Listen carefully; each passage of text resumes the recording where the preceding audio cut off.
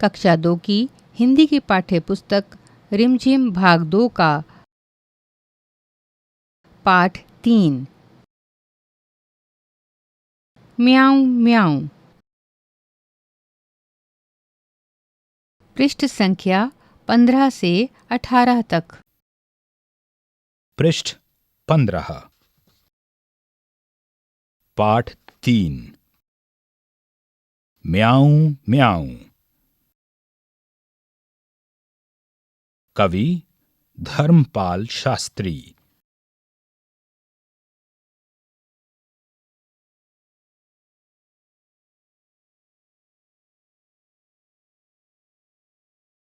सोई सोई एक रात मैं सोई सोई, रोई एकाएक बिलख कर रोई। रोती क्यों ना मुझे नाक की एक नोक पर काट गई थी चूहिया काट गई चूंटी भर। पृष्ठ 16 सचमुच बहुत डरी चूहिया से सच बहुत डरी मैं। खड़ी देखकर चूहिया को मैं लगी कांपने घड़ी घड़ी में। सूझा तभी बहाना मुझको सूझा एक बहाना।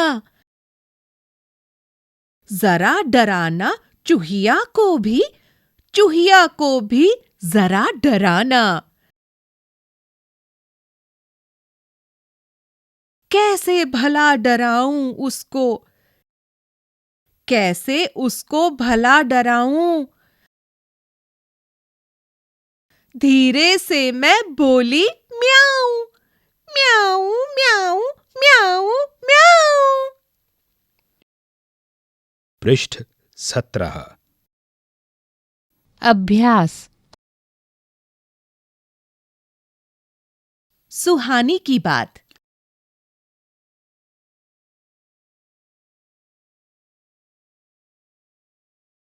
तुम्हें अपनी दोस्त सुहानी याद है ना?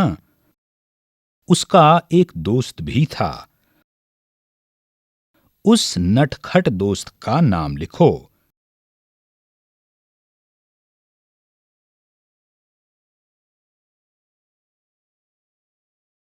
रिक्त स्थान।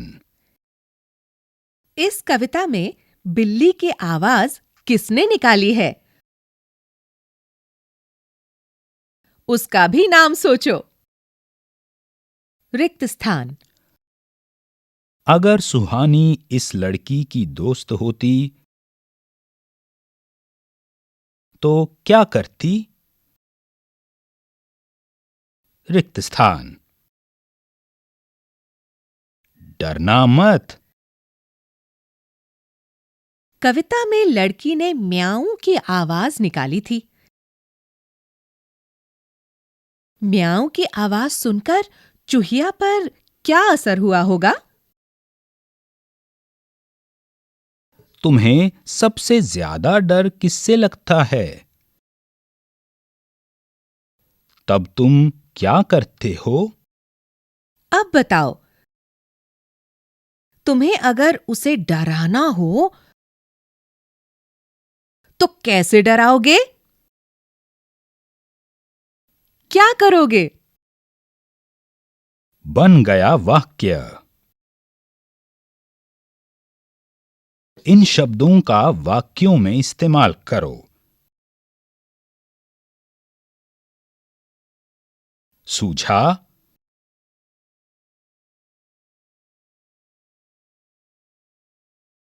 रिक्त स्थान। धीरे से, रिक्त स्थान। सचमुच, रिक्त स्थान। बहाना, रिक्त स्थान। पृष्ठ 18 नोक।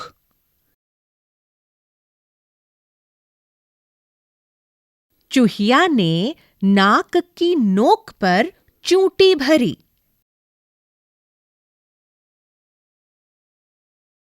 किन किन चीजों की नोक होती है? लिखो और उसका चित्र भी बनाओ।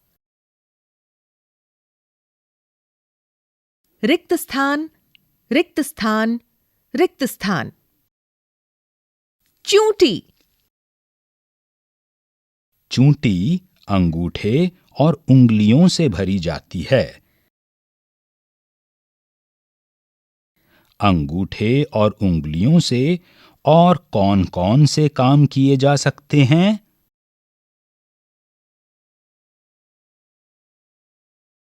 जैसे चुटकी बजाना, रिक्त स्थान, रिक्त स्थान, रिक्त स्थान। शब्दों का उलटफेर। सूझा मुझको एक बहाना।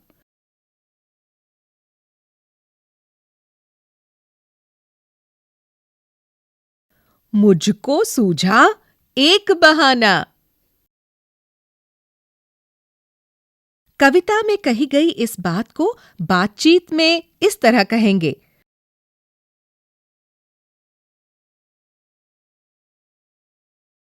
मुझको एक बहाना सूझा।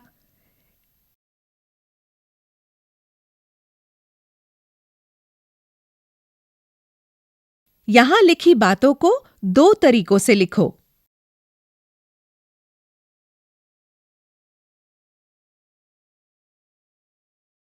खड़ी गाय थी चौराहे पर।